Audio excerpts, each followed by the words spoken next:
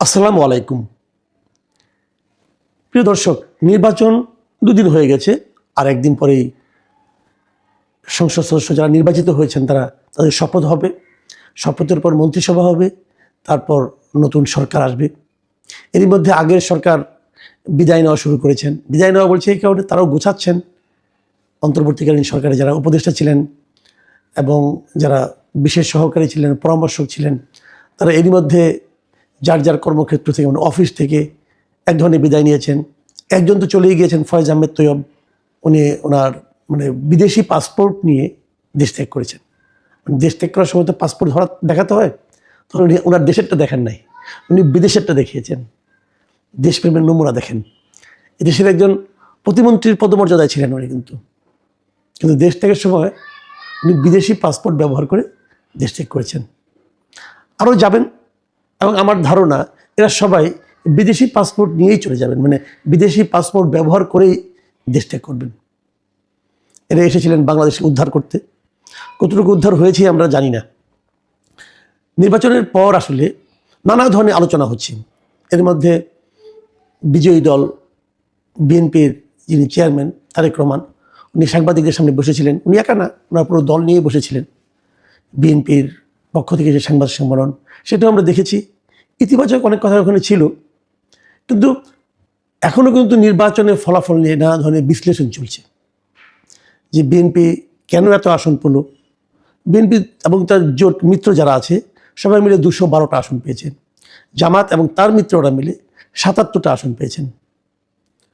অনেকেই বলছেন যে জামাত এত কম পেল কেন।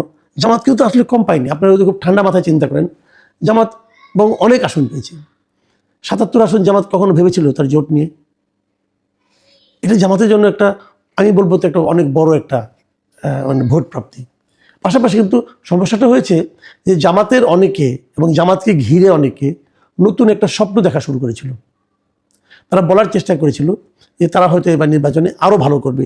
এমনকি কেউ কেউ এমনও বলেছিল তারা জিতেও যেতে পারে। কিন্তু ঘটনা সেরকম হয়নি। জনগণ তাদের সেই ভাবনার সঙ্গে একমত হয়নি। জনগণ তাদের এতগুলি আসনে জয়ী হয়তো চায়নি। অনেকে প্রশ্ন করেছেন যে কেন। শেষ দিকে কিন্তু একটা হাইপ উঠেছিল, শেষ দিকে একটা হুজুগ উঠেছিল যে জামাত বোধহয় অনেক আসনে জিতে যাচ্ছে। কিন্তু আমার বিবেচনায় শেষের 2 থেকে 3 দিন এই সময় জামাতের একটা পতন ঘটেছে। জাস্ট 2 থেকে 3 দিন। সেই 2-3 দিনে কী হয়েছে, কয়েকটা ঘটনা ঘটেছে। আমার বিবেচনায় জামাতকে আসলে হারিয়ে দিয়েছে দুটো ফ্যাক্টর। একটা হলো জামাত হিন্দু ভোট বলতে আমরা যেটা বুঝি, যে হিন্দু ভোটগুলো আগে বিএনপি যে হিন্দু ভোটগুলোর আগে বিরক্ত ছিল, দেখেন হিন্দু ভোট সব আওয়ামী লীগের দিকে চলে যায় এমন একটা আপনার ধারণা প্রচলিত ছিল। এবার সেই ধারণাটা আওয়ামী লীগের অনুপস্থিতির কারণে কিনা জানি না, এবার হিন্দু ভোটগুলি সব বিএনপির দিকে এসেছে। বিএনপি দিকে আসা মানে কি, প্রায় 7% ভোট কিন্তু বিএনপি রিজার্ভ হিসেবে পেয়ে গেছে। এটা বিএনপির জন্য অবশ্যই একটা বড় অর্জন। এই অর্জনটাকে বিএনপি কীভাবে ধরে রাখবে এটা তাদের ব্যাপার। কারণ এর আগে অন্ততপক্ষে আমি তো মনেই করি, এর আগে হিন্দুরা আওয়ামী লীগকে ভোট দিলেও তারাই কিন্তু আবার আওয়ামী লীগের কাছ থেকে সবচেয়ে বেশি অত্যাচারিত হয়েছে। এখন বিএনপি যদি সেই ধারণাটাকে চেঞ্জ করতে পারে, তাহলে আমি মনে করব যে এই হিন্দু ভোটগুলি কিন্তু এরপরেও বিএনপির দিকে থাকতে পারে। বিপরীত দিকে যে ঘটনাটা সবচেয়ে বড় সমস্যা তৈরি করেছিল এবার জামাতের জন্য, সেটা হলো নারী ভোট। জামাত নারীদের মধ্যে অনেক কাজ করেছে গত কয়েক বছর ধরে। এই তালিমের মাধ্যমে একদম গ্রামাঞ্চলে পর্যন্ত নারীদেরকে তারা নানাভাবে প্রভাবিত করতে পেরেছিল। কিন্তু সেটা শেষ পর্যন্ত অতটা কার্যকর হয়নি বলে আমার ধারণা। এবং এই না হওয়ার পেছনে মূলত যেটা কাজ করেছে সেটা হলো শরিয়া আইন নিয়ে তাদের কিছু কিছু কথাবার্তা। যেমন একজন বলেছে শরিয়া আইন একবারে কায়েম হবে না, আস্তে আস্তে কায়েম হবে। এবং আস্তে আস্তে কায়েম হওয়ার যে কথাগুলি তারা বলেছে, এগুলো আমাদের দেশের নারীরা কতটুকু মানতে পেরেছেন এটা নিয়ে কিন্তু একটা দ্বিধা আছে। আমি মাঝখানে নিজেও কিছুটা বিভ্রান্ত ছিলাম। আমার কাছে মাঝখানে মনে হয়েছিল যে মেয়েরা বোধহয় জামাতকে পছন্দই করে, শিবিরকে পছন্দই করে। আর যদি না হতো তাহলে এতগুলি বিশ্ববিদ্যালয়ে মেয়েদের হলে তারা তো শিবিরকেই ভোট দিয়েছে। তাহলে নিশ্চয়ই এই যে আমি ব্যাখ্যা করতে পারিনি কেন দিয়েছে, কিন্তু দিয়েছে, এটা তো বাস্তবতা, তাই না? তো আমি ভেবেছিলাম যে এর প্রভাব বোধহয় সারা দেশের নারীদের মধ্যে পড়বে।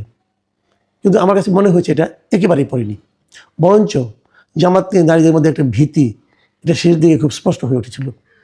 আপনারা মনে করতে পারবেন, একটা ঘটনার কথা বলি। জামাতের সাতক্ষীরা অঞ্চলের একজন সংসদ সদস্য পদপ্রার্থী, তখন উনি সংসদ সদস্য হয়ে গেছেন, উনি বিবিসির কাছে একটা ইন্টারভিউ কিন্তু বলেছিলেন যে মেয়েদের বাইরে যেতে হলে একজন মাহরামকে সঙ্গে নিয়ে যেতে হবে। এমনকি সেটা কেবল মুসলিম মেয়েদের ক্ষেত্রে নয়, অমুসলিম নারীদের ক্ষেত্রে এটা প্রযোজ্য হবে। এই ঘটনাটা কিন্তু বিদ্যুৎ বেগে চারদিকে ছড়িয়ে পড়েছে এবং আমার মনে হয় এটা তাদের জন্য খুব ড্যামেজিং হয়েছে। সেই ভদ্রলোক অবশ্যই নির্বাচিত হয়েছেন, কিন্তু পুরো দেশে জামাতের ব্যাপারে এক ধরনের নেতিবাচক প্রভাব পড়েছে নারীদের মধ্যে। এবং এটাকে নারী নেতৃত্ব নিয়ে জামাতের যিনি আমির ডক্টর শফিকুর রহমান, ওনারও বক্তব্য আল জাজিরার কাছে দেওয়া ওনার ইন্টারভিউ, এবং আমেরিকাতে ওনার একটা ভাষণে বলা যে নারীদের কর্মঘণ্টা কমিয়ে উনি 5 ঘন্টায় নিয়ে আসবেন ওনারা। এই সমস্ত বিষয়গুলো কিন্তু নারীদেরকে জামাতের প্রতি আগ্রহী করে তুলেনি এবং তার প্রভাবটা আমরা এবার ভোটে দেখেছি।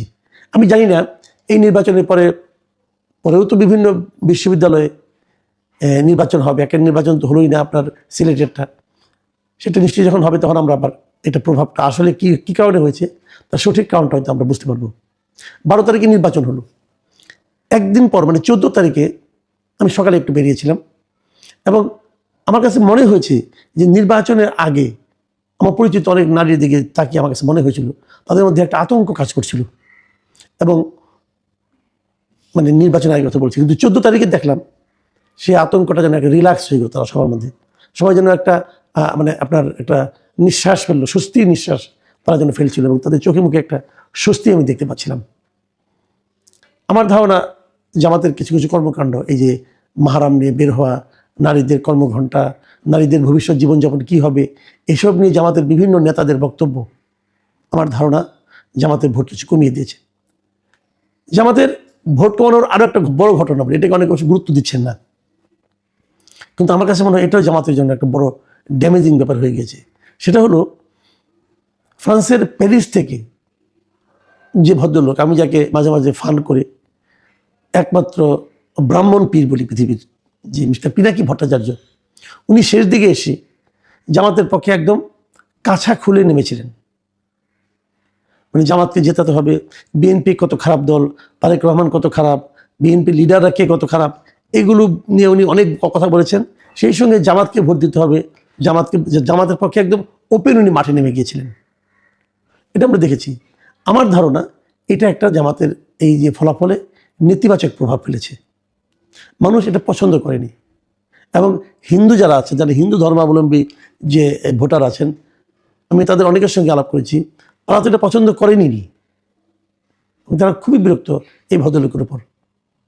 এরকম একটা বিরক্তিকর ভদ্র, যিনি কথায় কথায় অশ্লীল কথাবার্তা বলেন, এরকম একটা লোক যখন জামাতের মতো একটা মানে আপনার ইসলাম নামধারী দলের পক্ষে প্রকাশ্যে বলতে শুরু করেন, এবং অনেকে তো এটাও বলেছিল যে সে নাকি তার পিয়ারোর ভূমিকা অবতীর্ণ হয়েছেন এবং জামাত নাকি তার প্ল্যানিংয়েই তারা নাকি মাঠে নেমেছিল।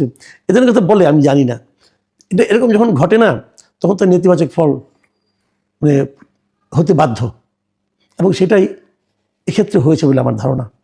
তারপরেও জামাত কিন্তু অনেক ভোট পেয়েছে, এত ভোট জামাত নিজেও আশা করেনি, এখনও ভোটের চুলচেরা হিসাব আসেনি। তারপরে অনেকে বলছেন যে এই ভোটের পরিমাণ নাকি প্রায় 38%-এর বেশি হয়ে যাবে জামাতের পক্ষে। জামাতের মতো দল যারা আগে 7%, 8%, বড় জোর 10-12% ভোট পেত, সেই দলের এত ভোট প্রাপ্তি, এটা কিন্তু জামাত ইতিবাচকভাবে নিতে পারে। আমার ধারণা জামাতের উচিত হবে এই আগামী 5 বছর বিরোধী দল হিসাবে অত্যন্ত গুরুত্বপূর্ণ একটা ভূমিকা রাখা, যেটা আমরা অনেক বছর ধরে দেখি না। আমাদের দুর্ভাগ্য, যখন কোনো একটা সরকার গঠন হয়, নতুন সরকার আসে নির্বাচনের মাধ্যমে, যারা হেরে যায় তারা তাদের পরাজয়টাকে মানতে পারে না, এবং মানতে পারে না বলে তাদের কী কী ঘাটতি ছিল সেগুলো নিয়ে আর চিন্তা করে না। আমি মনে করি জামাত এই কাজটা করবে, জামাত তাদের পরাজয় মেনে নেবে এবং মেনে নেওয়ার পর তারা বিরোধী দল হিসাবে গুরুত্বপূর্ণ ভূমিকা পালন করবে। কথায় কথায় সংসদ বর্জন করবে না, সংসদে থাকবে, দেশ পরিচালনার ক্ষেত্রে সরকার যে কোনো কাজ যদি ভুল হয় তার সেটা সমালোচনা করবে, ধরিয়ে দেবে। এটা যদি চলতে থাকে আমার মনে হয় আমরা একটা খুবই প্রাণবন্ত সংসদ আগামী 5 বছর পাবো। এবং আমি এটাও বিশ্বাস করি জামাত দীর্ঘদিন এই বিএনপির সঙ্গে সরকারে ছিল, এখন বিরোধী দলে থাকবে এবং তারা সরকারকে হেল্প করবে, এবং সরকারকে হেল্প করা মানে কি, দেশের জনগণকে হেল্প করা। এবং তাদেরও গুরুত্বপূর্ণ ভূমিকা আছে। তারা নিজ নিজ এলাকায় দেখিয়ে দেবে যে একজন এমপির চরিত্র কি হতে পারে, কি হওয়া উচিত। আর জুলাই সনদ যদি বাস্তবায়িত হয়, অথবা যদি তার কিছুটাও হয়, তবুও তো অনেকগুলি গুরুত্বপূর্ণ পদে বিরোধী দল হিসেবে জামাতের অবস্থান থাকবে। সংসদীয় কমিটিগুলোতে জামাতের লোকের সভাপতি থাকবেন। তার মানে তারা প্রতিটা মন্ত্রণালয়কে জবাবদিহিতার মধ্যে আনতে পারবেন। এবং জামাতের কাছ থেকে এরকম সেন্সিবল একটা ভূমিকা আমরা আশা করি, এবং আমরা মনে করি যে এইভাবে চললে বাংলাদেশের সামনের দিনগুলো হয়তোবা আগের তুলনায় অনেক ভালো হবে। প্রিয় দর্শক, আপনারা ভালো থাকবেন। এখন এ পর্যন্তই। আল্লাহ হাফেজ।